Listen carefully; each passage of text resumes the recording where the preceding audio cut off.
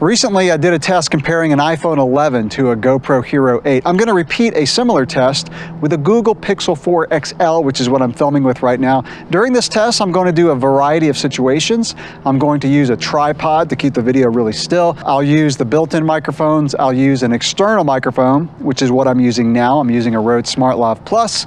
And I'll walk around holding the camera, vlogging, and then I'll walk around behind the camera. Like I said, just some various situations. I'm also gonna test the front camera of the Google Pixel 4. Now, one thing that I loved about the iPhone 11 was I could shoot 4K 30 from the front camera. On the Google Pixels, you can only do 4K from the back camera. Now, the reason I'm doing this is I wanna try to nail down my mobile setup. A lot of YouTubers record in a studio type setting with little colored lights in the background and perfect studio lighting.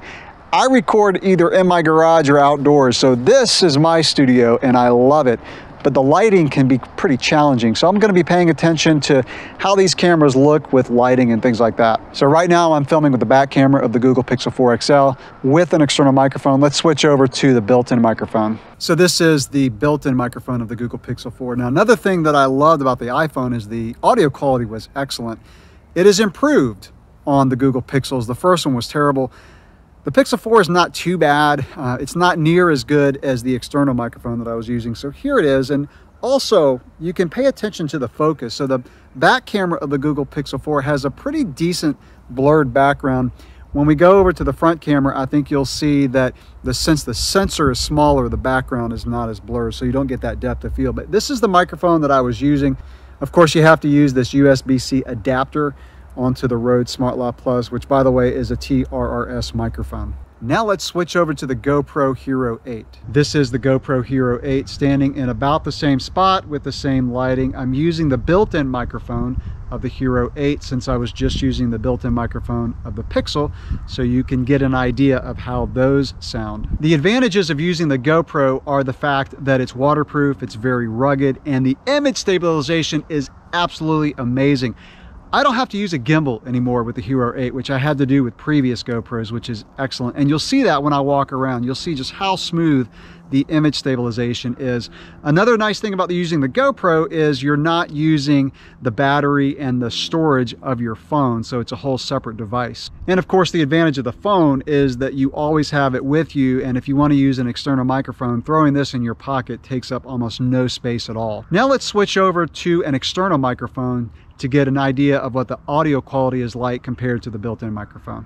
Now we're recording on the GoPro Hero 8 with the external microphone, and I really like this microphone. It sounds good, it's very portable, really easy to use. One thing that I'm excited about with the GoPro Hero 8 is the media mods that are coming out. So they'll have a screen where you can see yourself, and there'll be a microphone setup that has a shotgun mic, and you can easily plug in an external microphone without using the adapter. And I'll show my setups here in a minute, but those media mods have a lot of promise to make the Hero 8 even more versatile. Before I walk around and do a test with the stabilization, this is the setup that I have with the Pixel 4 XL. So again, this is the little adapter. And here is the setup with the Hero 8. So this is the adapter that you have to use right now. And then I've got the microphone plugged in. Since the Rode SmartLav Plus is a TRRS microphone, you have to use this adapter to convert it to a TRS, which is what the GoPro uses. Now I'm walking holding the Google Pixel 4 XL in my hand, kind of doing a test of stabilization. I'm also using the external microphone because that's what I would use the most, simply because I want the audio quality to be as good as I can get it. And like I said, that Rode SmartLav Plus is so easy to just throw in your pocket. So again, this is walking around. I'm gonna walk kind of fast, and I'm gonna run a little bit with the Pixel. Now, one thing before I run I wanna mention is it's harder with the back camera because you don't have a wide angle, something that I think Google really messed up, not putting a wide angle camera on their phones. I think next year you'll see it because there's a lot of complaints about it, but I just have to hold this thing out pretty far. The GoPro is just easier to get myself in the frame. All right, let's run, check the stabilization. All right, I'm gonna repeat this with the GoPro. All right, so same thing with the GoPro, with the same lighting, holding the GoPro in my hand. And like I said, it's just easier to get myself in the frame. I've used GoPros for so long now, I know that I'm in the frame here. With that more cropped in Pixel back camera, like I said, it's a little bit harder to guess if you're in the frame. All right, now let's run and see how the stabilization is. So my feet are jarring on the ground, the camera's bouncing up and down, but like I said, I think you're gonna really see how good the stabilization of the Hero 8 is. I think it's better than any phone out there. So if stabilization is your main gig, I think it's gonna be hard to beat the GoPro Hero 8. I'm recording now standing behind the cameras, which of course I can see the screens on both, which is nice. So I've got them both going at the same time, so I'll be switching back and forth between both the GoPro Hero 8 and the Pixel 4. I'm using the external microphone on both of these since I have two of these. And you can see, I think, how smooth the stabilization is on the GoPro. The Pixel 4's stabilization is not too bad, but it gets a little jerky. Kind of grabs on to something and then moves. And as I walk around and just get different kind of situations here, I think you'll be able to really see just how good GoPro has done with their latest stabilization. For those of you who subscribe to my channel for mountain biking, you can see a little preview here of the jumps that we're building in the backyard. So I'll walk over here. Got the sun going right on the cameras. I'm kind of curious to see too how the lens flare is. This is a horrible lighting situation. We got some major construction projects going on in the backyard for mountain bike jumps. So again, I'll be switching back and forth between these two. You can just check out the stabilization. So there we go, standing behind the cameras. And like I mentioned before, I think you'll also see how the Pixel 4 is cropped in a little bit more compared to the Hero 8. Let's compare the front camera of the Pixel 4 to the back camera. So right now, this is the back camera. I'm going to switch over to the front camera and let's check the quality. So let's do that right now. And this is the front camera, which is recording in 1080p. And by the way, I'm recording 4K 30 in both the GoPro and the Pixel 4 XL, with the exception of this video clip. So this is 1080p. 30 frames per second. How's the quality?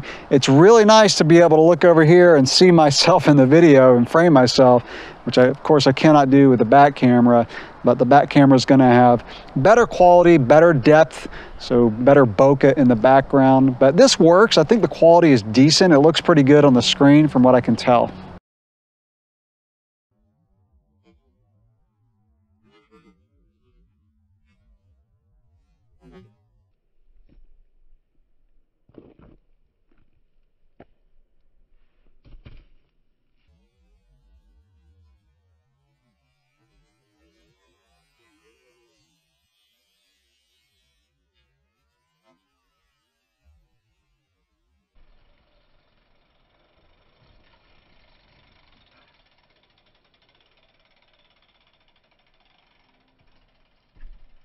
Before we wrap this up, I'm just going to do a little bit different lighting situation. So this is kind of medium light. I'm inside, but I've got some nice natural light coming in. So this is the Google Pixel 4 XL. I'm using the built-in microphones for this segment.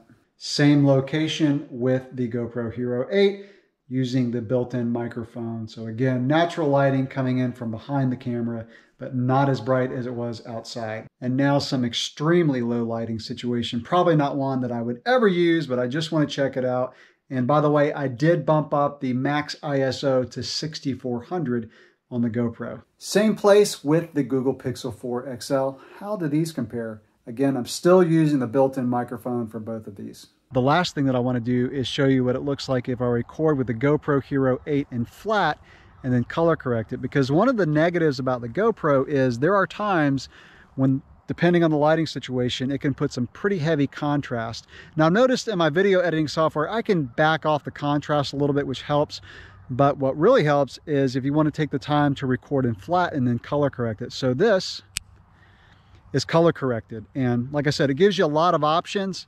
Takes a little bit more time, but it does open up some possibilities if you don't like the colors coming out of the GoPro. So that'll wrap up this test of comparing the GoPro Hero 8, which I'm looking at right now, and the new Google Pixel 4 XL. From what I can tell so far, I really like the video quality of the Pixel 4, especially if I'm just keeping the phone in a tripod. walking around, it's just hard to beat the GoPro Hero 8. So looking back at the GoPro, let me know what you think. One of the reasons I like doing this and posting it on YouTube is because it gives me a good idea of how my videos will look once I upload them, because sometimes they'll look really good on the computer, but things change a little bit on YouTube. Looking back at the Pixel 4, if you subscribe to my channel for cycling, hopefully you don't mind this little diversion of just doing some camera tests. It really helps me out and I think it's fun to do. And looking back at the Hero 8, if you haven't already subscribed to my channel and you're interested in cycling videos, go ahead and do so. Hit the little bell icon so you're notified when I upload a new video. Thanks for watching. Thanks for watching.